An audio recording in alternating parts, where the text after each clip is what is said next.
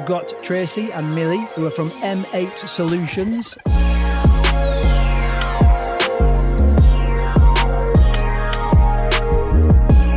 Tracy, please, if you can start us off, just introduce yourself a little bit and tell us what you do at M8 Solutions. So, my name's Tracy and I am the lead consultant, the CEO. It's my business. It's 5 years old. And the reason I set up M8 Solutions is because I was working in healthcare in the NHS, and digital teams are overwhelmed and underfunded. And suppliers, in my opinion, weren't working to the maximum efficiencies with the NHS. So set up 5 years ago.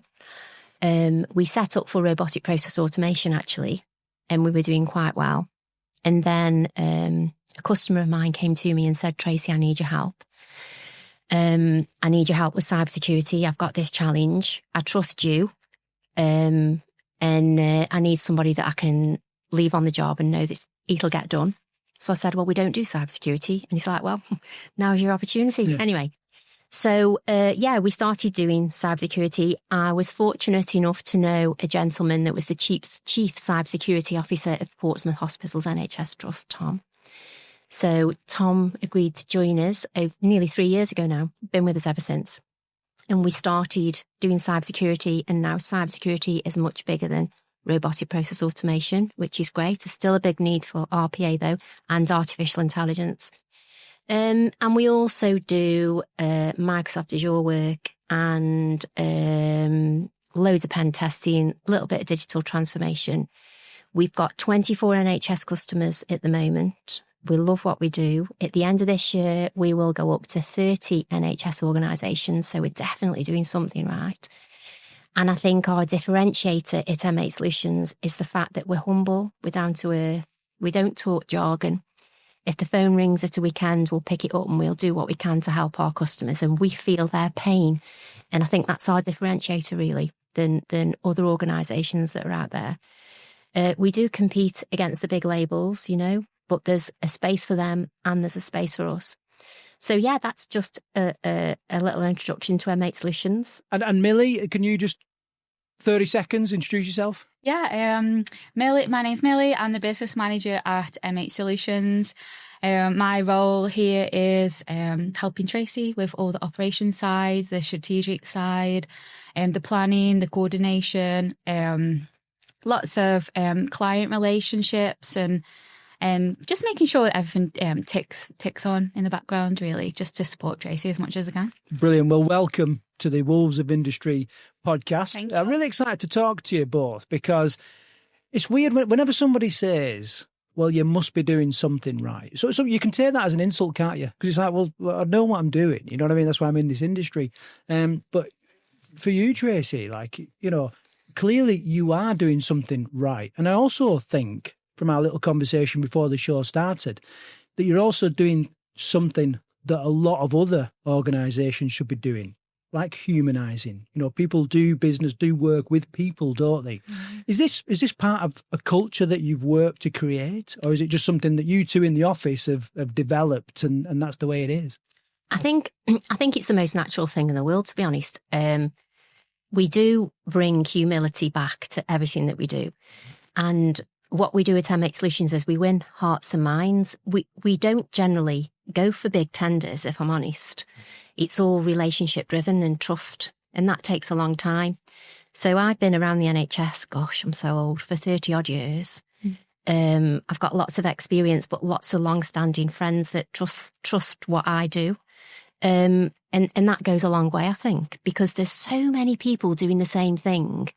And it's not necessarily those people that will do it. How can I articulate this?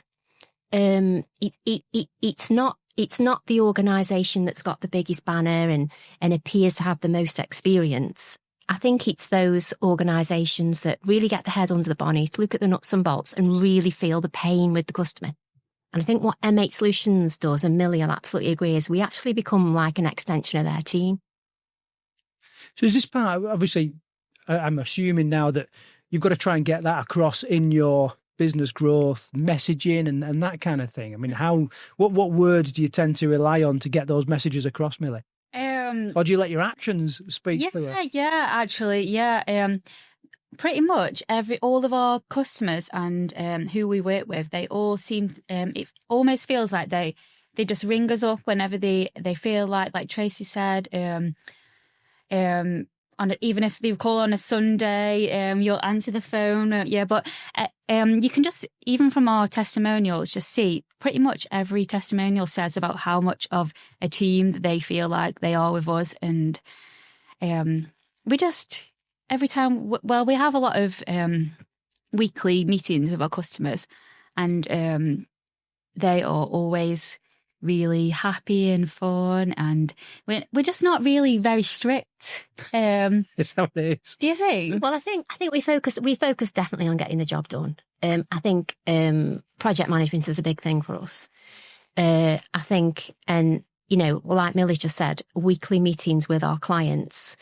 We do keep them upbeat and fun, but we document everything. We always make our tasks really clear. We get the tasks done and we meet the following week. So yeah, we do bring fun into what we do, but we categorically get the job done and get the job done correctly, and we're qualified to do the jobs that we're supposed to be doing. Absolutely. Millie also mentioned the testimonials. The testimonials on the website are great. And I think they speak volumes, really, the testimonials. Case studies in the NHS are renowned for being so difficult to get because there's so many layers of hassle to get case studies signed off. So we decided just to go for the testimonials, and they come in all the time and they're really lovely. So yeah, they speak volumes, don't they? Yeah, they're perfect. So I'm just, for people that are watching this now, they might think, well, how has this affected my life? How has it touched, my family or my healthcare and all that kind of thing? So have you got some examples of the work that you've done at M8 Solutions and how it may have affected people around here? Yeah, so I'll come to the patients in a second, but the digital teams within the NHS are under-resourced and overstretched a lot of the time. There's budget cuts all the time, without question.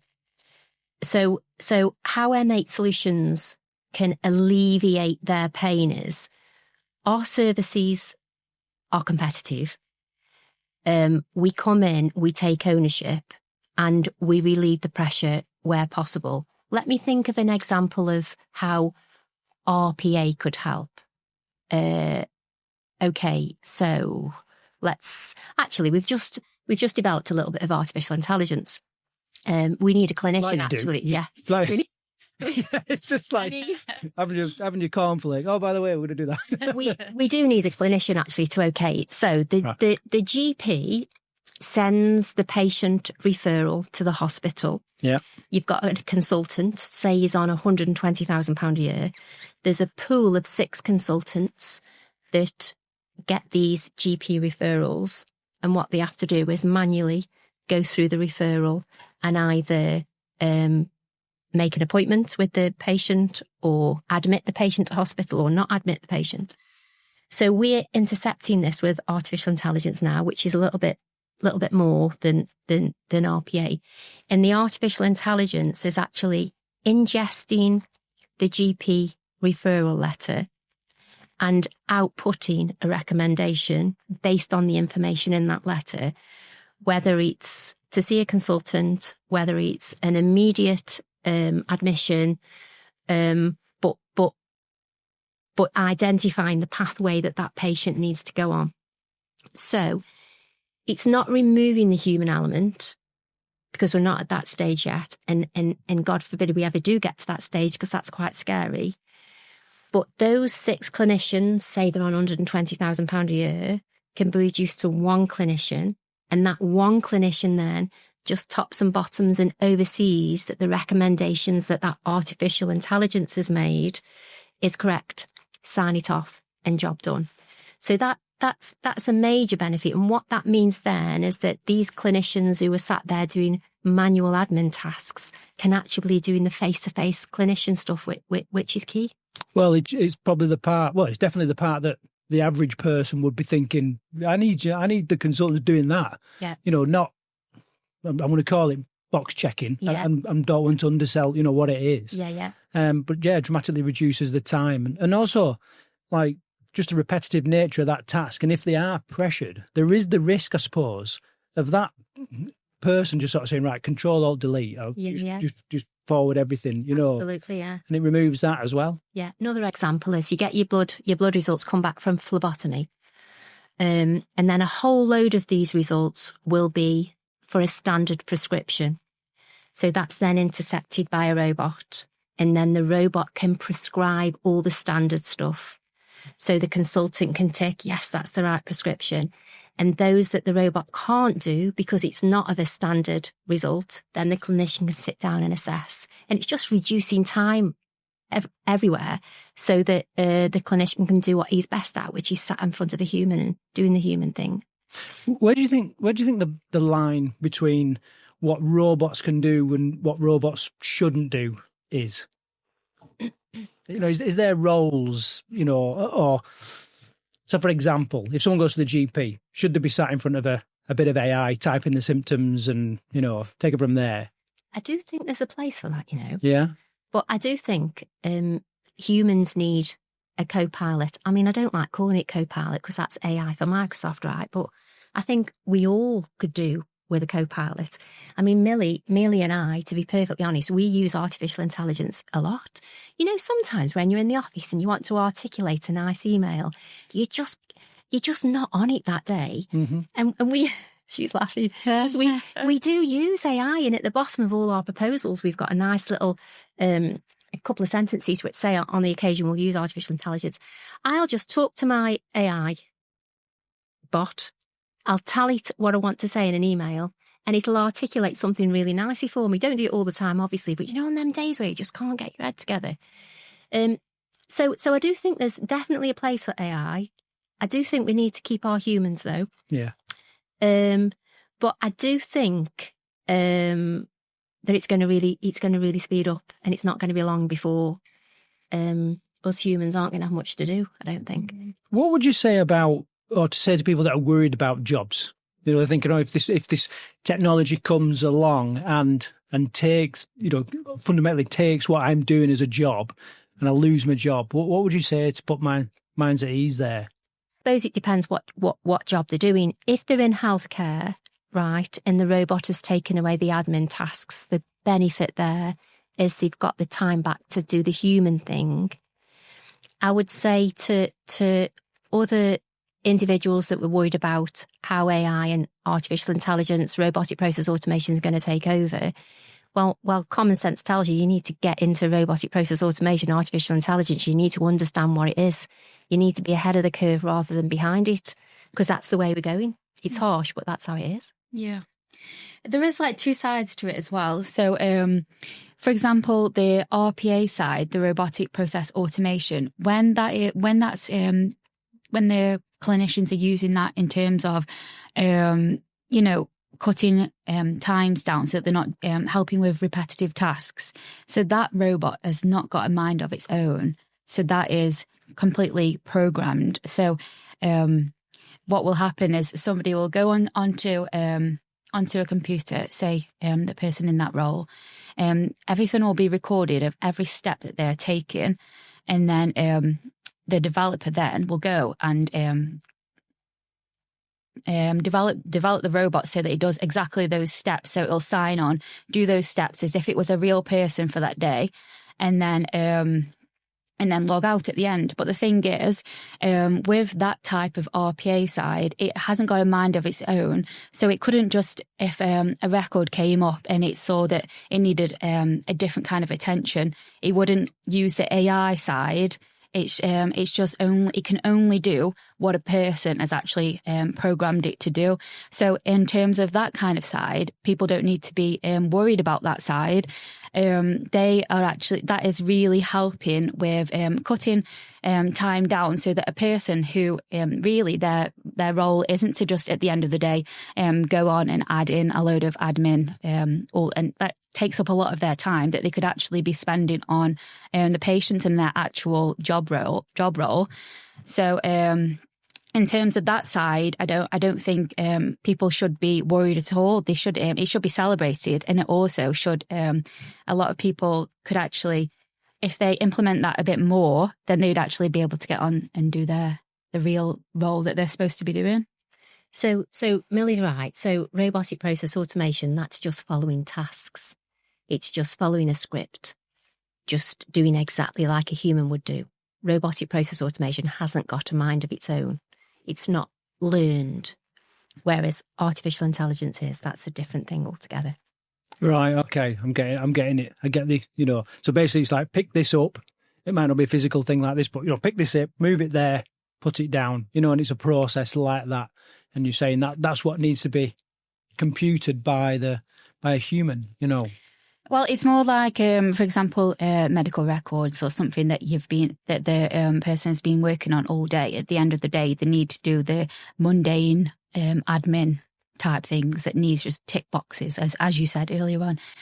And it just helps with that. Yeah, Speeds up, cuts that pressure so that off they can then actually get back to.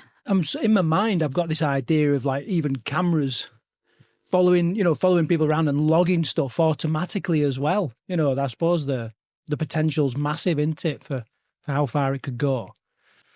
Artificial intelligence, yes. Right. But the robotic process automation is just like a sticking plaster. Yeah. So if you think about taking information from one system and put it into another, it's the mundane tasks, the laborious mundane tasks that it does. We talk about this industry as a whole. I'm assuming, kick me in the shin if I'm wrong, that it's very much male-dominated industry. Like, what obstacles or barriers have you come across and had to overcome in terms of that? And also, what drove you to get into it? Like, I fell into it, to be honest. It wasn't, it wasn't what I intended to do. I won't go into my backstory, but I ended up in technology. And I was doing patient Wi-Fi for 8 years. Got headhunted to work for an organisation in London. Great organisation. Love the guy who owns it. He's a super chap. And worked for him for 2.5 years in digital transformation. And it was there that I got my head around robotic process automation. And then thought to myself, I might as well work for myself and do this. And that's how it happened. Just fell into it really because of technology. So back in the day, I was doing mobile phones, went from mobile phones to Wi-Fi, went from Wi-Fi to digital transformation. And that's where the robotic process automation came in. And then the cybersecurity, and we are where we are. And then what about the male aspect then? I mean, all men all the time, yeah. Men everywhere, yeah. And that's probably what people expect. I'm completely assuming here, but I think it's a fair assumption. Yeah, it is a fair assumption. But you know what? We are like men, aren't we?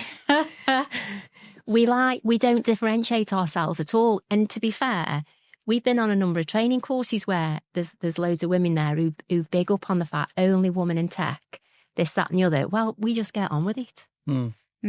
Yeah, pretty much every meeting or everything that we're in, it is very male dominated. But I don't feel like I don't feel it. I probably don't feel it because Tracy's such a strong-willed person. She knows exactly what she's talking about. She knows the industry like the back of her hand, and so she can really hold her own. It could probably be a little bit. It's not a problem because we don't make it a problem. Yeah, I wonder if this idea, having this really personalised service, that's where some of that is founded from. Yeah. Maybe. What you mean, like the side where we feel like we're part of people's teams? Or... I can't tell you. I'll be completely honest, and this is going in a weird direction, but we'll see it go through. with it. Yeah. The idea of like putting So before we spoke about you put 200 selection boxes together, you wrapped them up and you're sending them out to your clients, right? I can't imagine some middle-aged, grey-haired fella in an office doing that. Yeah. I can't imagine it. Now I think it's an incredible touch. And personally, if I was a client and I received that, I'd be like, you'd be forever forged into my brain, you know what I mean, as being a great partner to work with. Yeah. But we don't do it in a manipulative or a coercive way at all. It's just the most natural thing in the world, because nobody working at the NHS ever gets anything, no treats, because they're not allowed to get a treat unless it's under £5.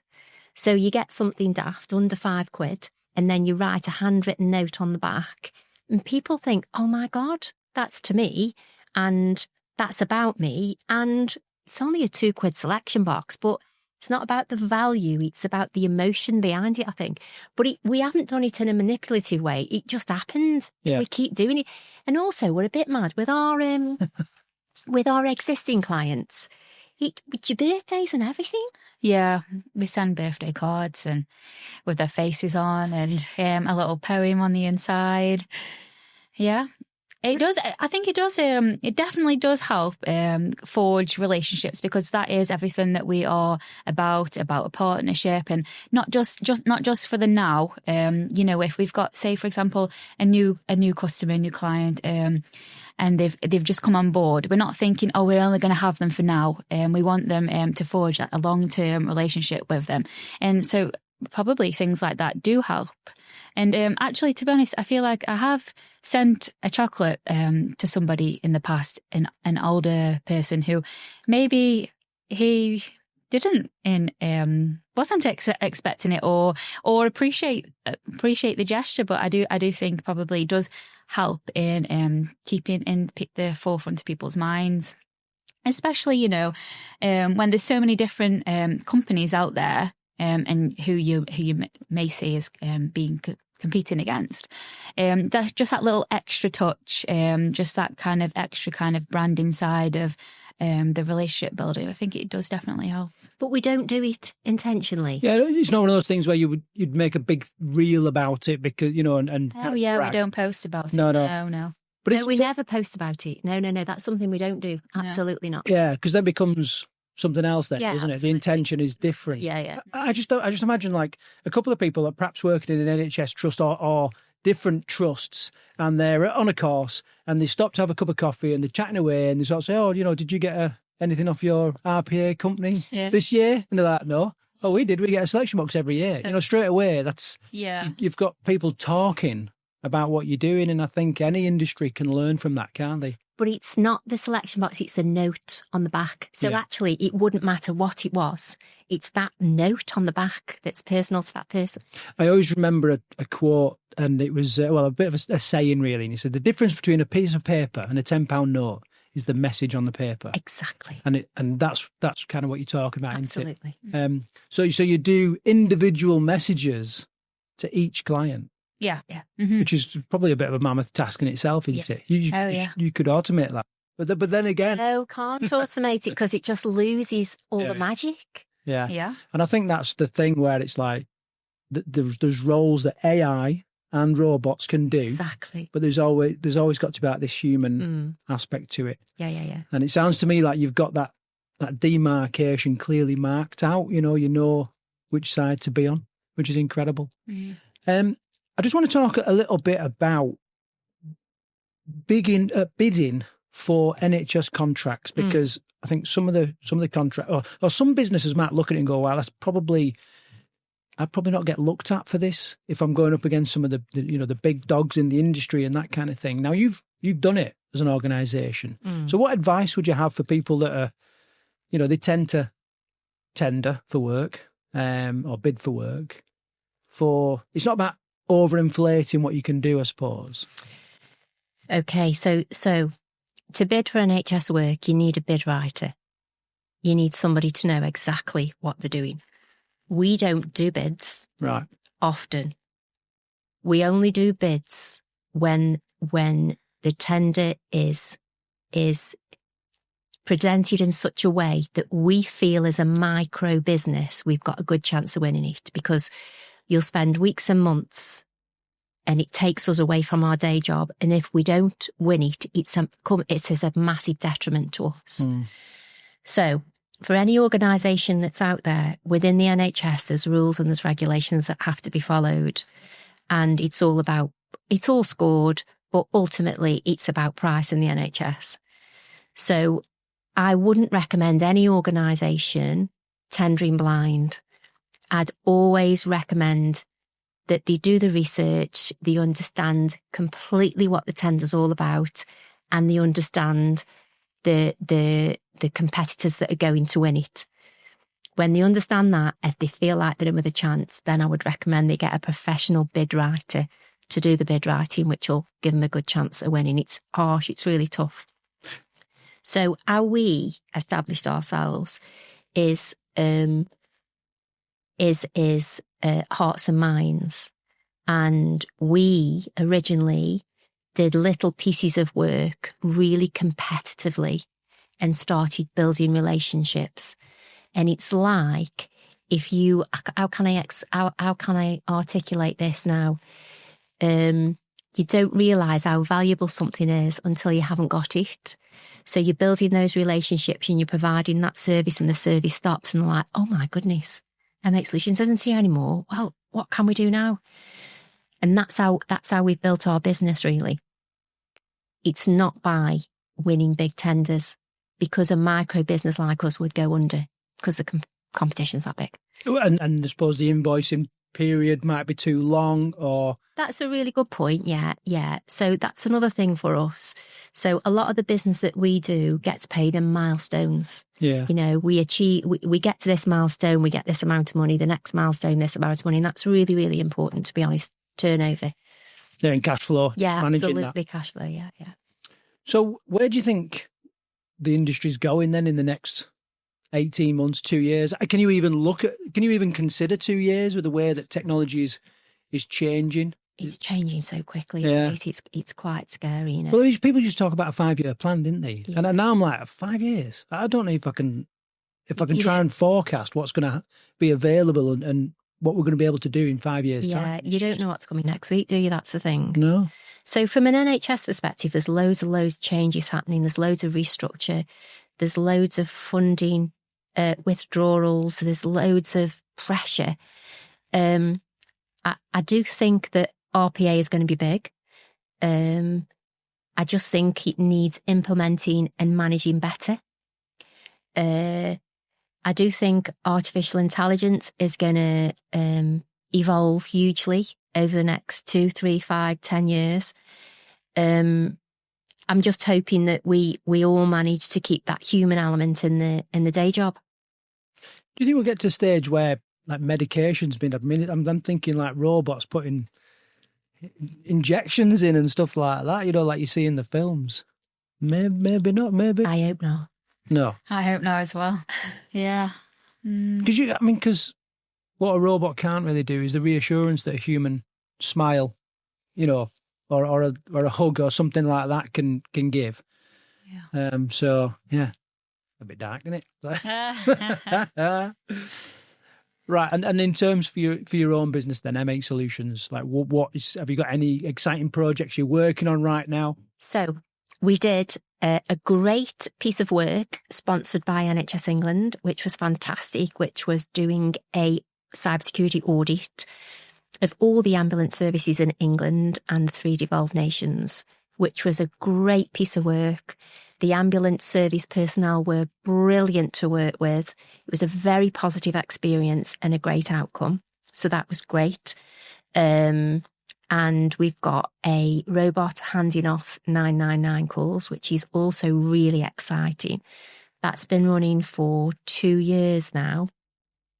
And for just going into the 3rd year, for the first 2 years, we covered costs. And the great thing is about this, I'll explain how it works, is that the region that it covers is divided into 6 segments. We are handing off calls into one of those segments. Each call that we hand off has a specific code. So there'll be a code for non-life-threatening falls, for example. So there's a whole load of low-grade codes that we potentially can hand off, up to 250 of them. We're only handing off 5 codes at the moment, right, out of the 250. Out of those 5 codes and 1/6 of the region, we are cost avoiding £25,000 a month, right? Yeah. So each code is worth £5,000 a month. Okay. So there's 250 codes, right? So when we've got those 250 codes all up and running and operational, times that by £5,000, 1/6 of the region, times that then by 6. Oh my goodness, cost avoidance for the NHS, phenomenal. And Can you define handing off what that actually means? Yeah. So is it like a call comes in and then it's getting passed on? Is that handing off, is it? Absolutely, yeah. So a call comes into the call handler and the system will allocate the code, and then the robot incepts that code, looks at all the services that are available at that time to hand that code off to. So there's a whole load of different services other than 2-man in a van, mental health services, out of hours doctors services, etc. That's what the robot does, hands over that code. Incredible. And there must be like half a dozen different things that you could create a similar system for. How do these jobs come about? Is it that like they'll pose a problem and then you've got to then come up with a solution with a tender? No, it's like it's just like having an natter with your customers. You get to know your customers, you have a natter, and then before you know, it's just like, oh my goodness, we can sort that for you. Then you start playing around and doing a bit of this, that, and the other. Before you know it, we've got it in like a little prototype up and running. It's operational, and wow, it's working. That is how we built our success so far, and long may it continue. Yeah. Can we talk a little bit about the penetration stuff? So penetration testing. Yeah, absolutely. So I do know a little bit of this. I worked previously in the surveillance world, so bug sweeping, that kind of thing. Done a bit of that.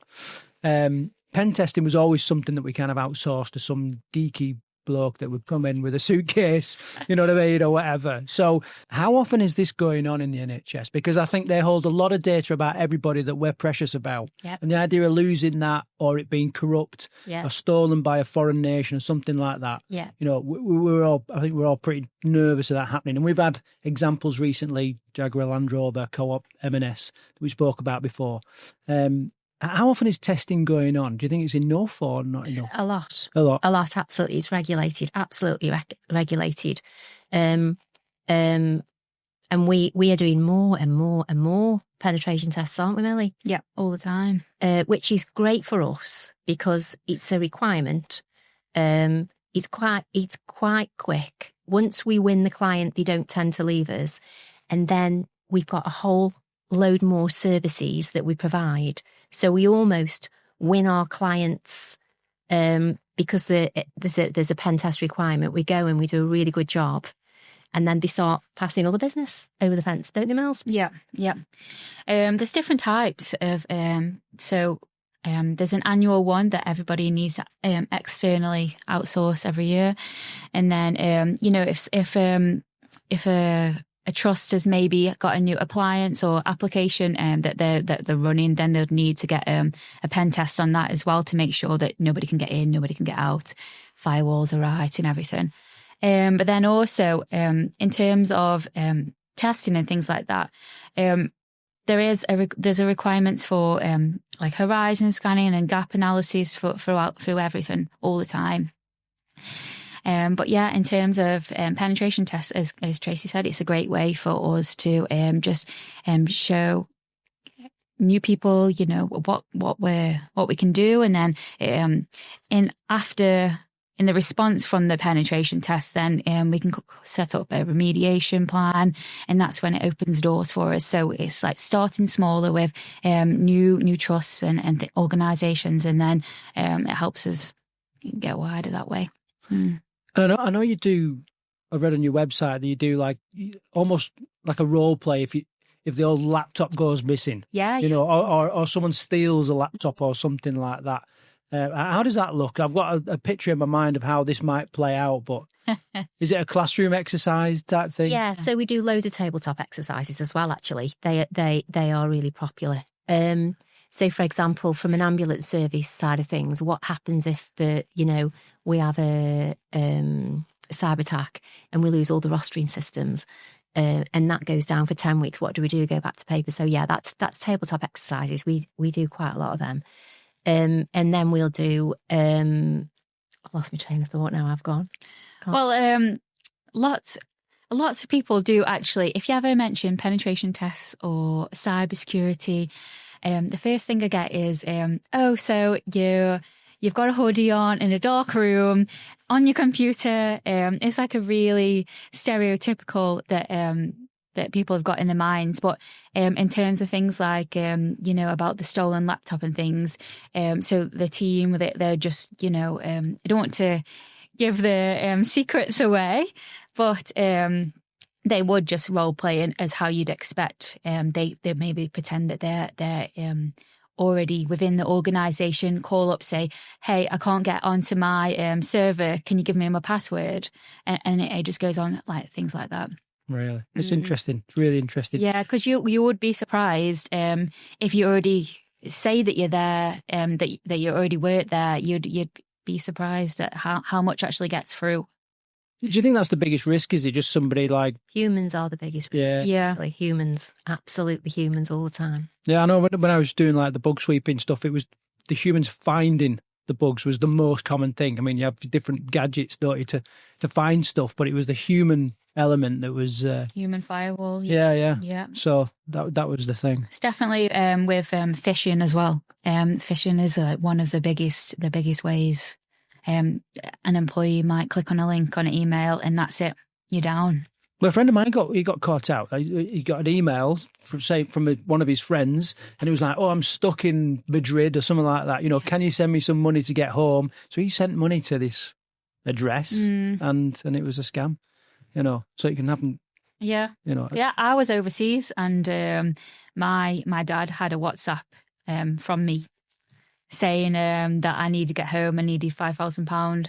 And my dad was in the middle of transferring it, and then it's when his wife said, because apparently on the messages I hadn't said please or thank you. So my dad's wife was like, it doesn't quite sound like Millie. She would at least say, please, thank you, and just as little things like that could have opened a whole sea. He didn't send the money though, Mel. Didn't send the money, thankfully, no. But he was gonna. So fair. Yeah, he was going to, yeah.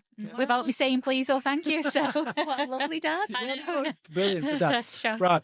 Ladies, it's been brilliant talking to you and learning about M8 Solutions as well and the great work you're doing. It's given me a real insight into, technology that we're getting into the NHS world and healthcare, because it does affect us all, so any efficiencies that we can have, money saving, it's only gonna help. So right, the final thing then that I always ask everybody is just the one mantra or the quote that they tend to live by or operate by, and I wonder what you two have as your favorite quotes.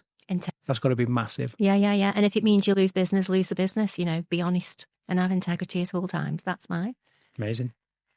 Well, you're really putting me on the spot here. Probably should have thought about this, but no, probably the same as Tracy, really. From a business point of view, that's the best thing to. That is our ethos. That is everything that's our motto, our mission, our vision. Yeah, everything. Mm-hmm. Brilliant. Okay, well, thank you for coming on the Walls of Industry podcast, and all the best for the future. Thanks for having us. Yeah, it's been brilliant. Thank you. Brilliant.